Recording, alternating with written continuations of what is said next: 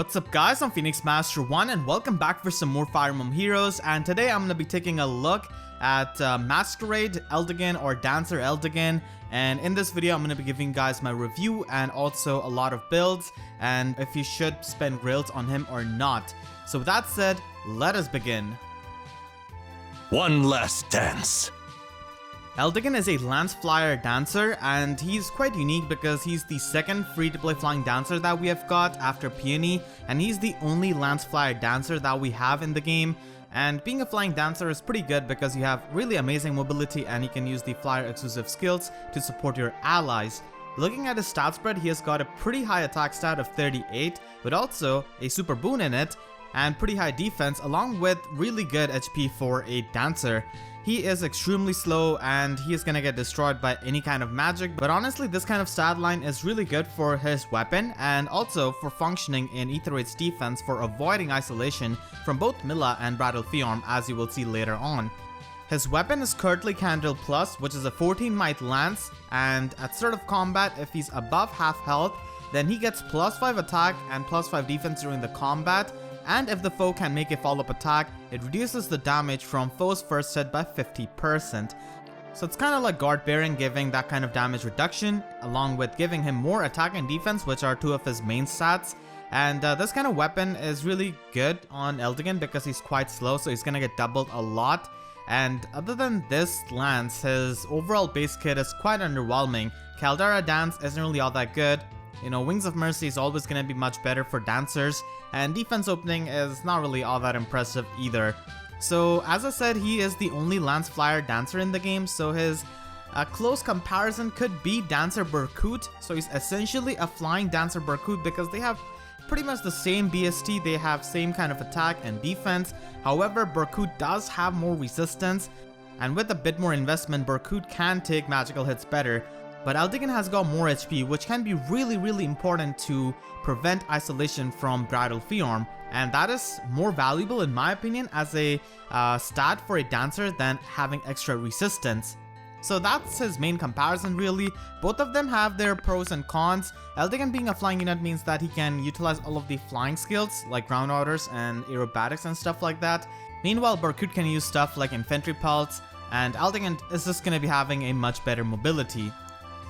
And at max investment, as you will see, Berkut kind of catches up to Eldigan in HP department, but having this kind of high invested Berkut is going to be extremely impossible for most players. Meanwhile, Eldigan can be obtained from Heroic Grails, so he doesn't really take any kind of orbs to plus 10 merge. As for the role of Eldigan, I think he is a fantastic free dancer that we have got, especially for Aether Raid's defense because Milla just got a rerun and Milla is just so strong isolator. It's really hard for dancers to avoid her isolation, even with health at times, but Eldigan comes here with such a high defense stat and he's a free unit. And even if you don't really care about Aether Raids, it's still nice to have a free flying dancer because you can just easily fit on any kind of flyer team or just help you in arena assault and stuff like that. And he's not a bad dancer on budget, and even if you just don't want to invest too much into him, he can still be so good in Aether Raid's defense, as you will see later on. Now as for his base kit, it's really underwhelming. You cannot really fodder him for much. His lance is the only weapon that you could fodder him off for, but it can only be given to select few units who can fit this kind of weapon. So here are some examples. I think Effie is a fantastic user, or any kind of like lance armor is a fantastic user of this, because they can run both fighter. So what this allows you to do is get extra attack, and they're so slow that obviously you're gonna get doubled. So Effie can just reduce the damage from the first hit of the foe, and then because of both fighter, just trigger bonfire and nuke the enemy. So that could be really good for her. And of course you could use this on slow tanks like Travant and Conrad. So this kind of weapon could be used on slow lance units, but keep in mind it does have anti-synergy with impact skills, breaker skills and stuff like that, where you're not going to be able to get the damage reduction because the foe is not going to be able to make a follow-up attack. So just keep that in mind. As for the IVs of Eldigan, if you're going to be using him for Aether Raid's defense, then plus defense IV is absolutely amazing. And if you don't really care about Aether Raid's defense, then going with the attack super boon is going to be helping him have a bit more power. Now let's take a look at some of the reasons if you should spend your Heroic Grails or not. Because he's a Tempest Trial unit, it is going to be taking you 2700 Grails, but I would argue that Eldigan is one of those units that you don't really need to spend all of your Grails to plus and merge him unless you really like him. Even on budget, he's really good, or at like mid merges, he can function really well. So he's an insanely good Ether Raid's defense investment, as I said, to avoid isolation both from Milla and Bridal Fjorm, and he's really useful in dark defenses. He does have really good attack stats, so that could be used to pick off kills, and he's definitely a dancer who could carry his own weight. Now, he's not really going to be getting baited out that easily in Ether Raid's defense because he's still a melee range unit. It's much easier to bait out ranged dancers like Legendary Azura and, Ishtar or Flying Lionheart, stuff like that. Eldigan also has extremely good physical bulk, which can allow him to function in the enemy phase as well and, just take few hits. And just by the virtue of being a flying dancer, he has got really good mobility and he has got access to stuff like ground orders, guidance, aerobatics, and he can of course support flying allies as well. Now, his dance skill isn't really unique like Legendary Azura, Peony, or Mirabilis, so it doesn't really bring anything new to the table with his dance skill for supporting the allies. It's just the old dance skill which we have seen before, and even though he's a Gen 5 unit, he scores poorly in Arena because he's only 162 BST, meaning that he requires a dual skill, so that could be really annoying if you want to use him in Arena. And these days Arena is just getting insane when it comes to score creep. Also, if you don't really care about Ether Raids, then he's not going to be standing out that much to you. He's just another dancer and you don't really need to spend Grails for him, and his poor resistance and speed is always going to be a bit troublesome. Enjoying yourself? So the ultra budget build is basically using Fortress defense if you don't want to fodder off Sturdy Stance Altena, or you don't really want to run attack smoke on him. You could just run a build like this, have IO shield so that he doesn't get sniped out, and you could use this in Tempest Trial or Arena Assault, so this is a really low investment build. And if you want to invest a bit more, then you could run Sturdy Stance from Altena, have Quick Riposte and IO shield. And being a dancer, you could easily replace Caldera Dance with Wings of Mercy as it's much better. And having guidance as a sacred seal is going to be really nice, and that's one of the benefits of having a flying dancer. You could of course use him on a Fire Emblem team and have flyer formation in the sacred seal slot, and you can just run a flyer boosting skill. And if you still have the Tana manual, which we got from the limited ephemeras, then you could run guidance in slot C and have sacred seal with IO shield so that he cannot get sniped by archers that easily, because he does have defense to survive some. And if you want to invest a bit more into him, then you could run guard to prevent the special charges.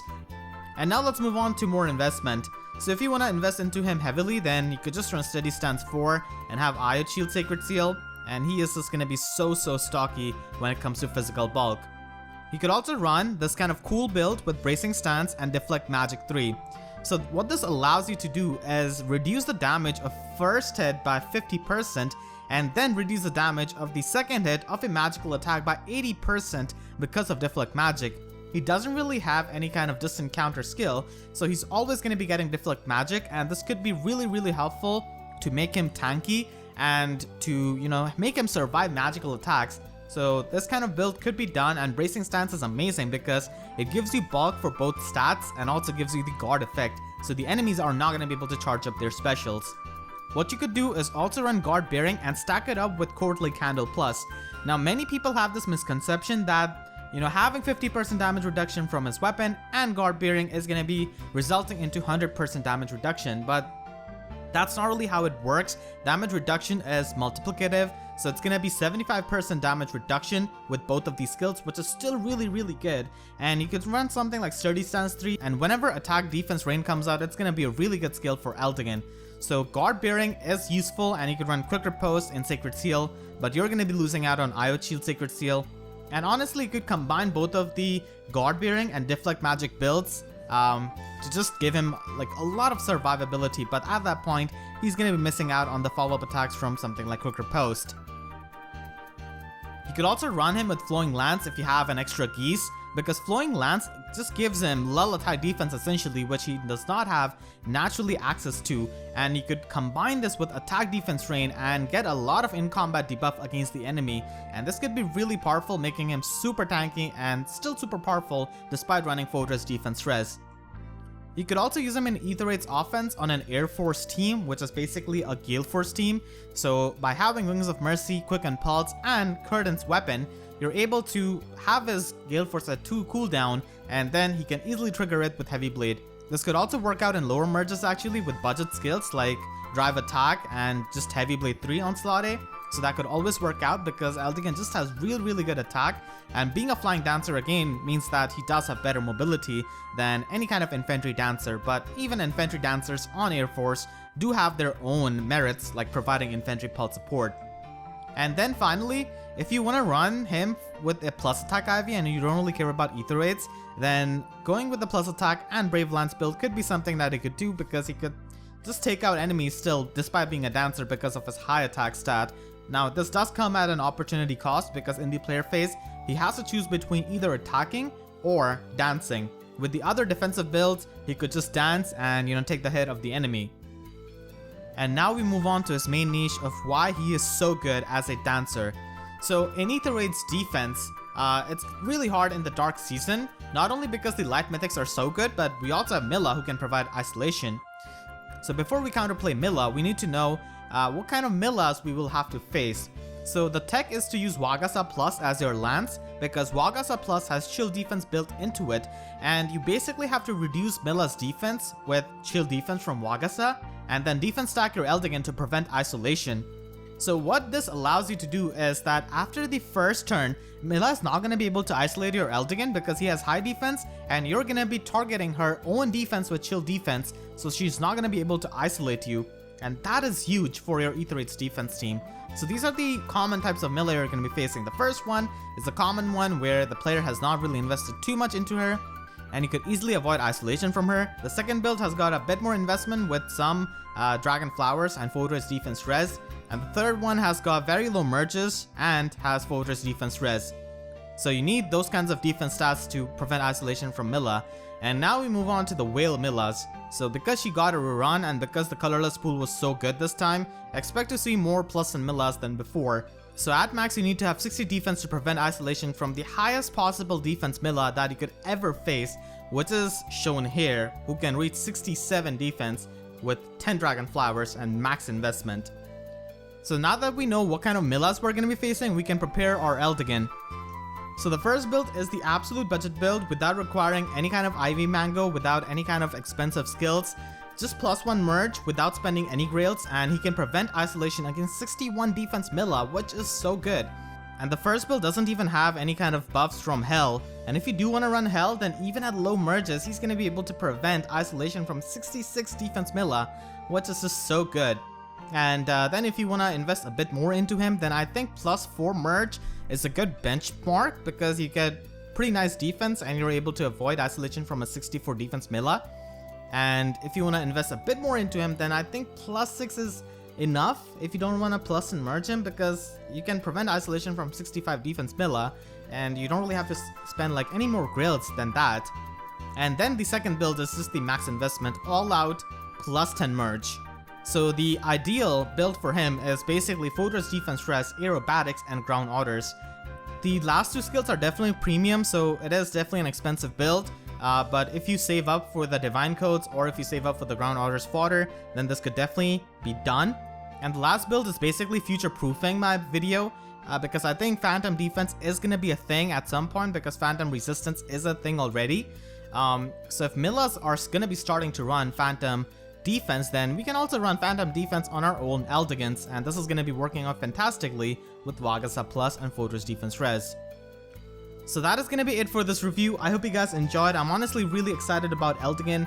He is one of my favorite characters from FE4, and I'm just a sucker for Camus archetypes, so I'm just so happy he's such a good dancer, and his art is absolutely top tier. So let me know in the comments about your thoughts on Eldigan, and make sure to share this video with your friends who are excited about him.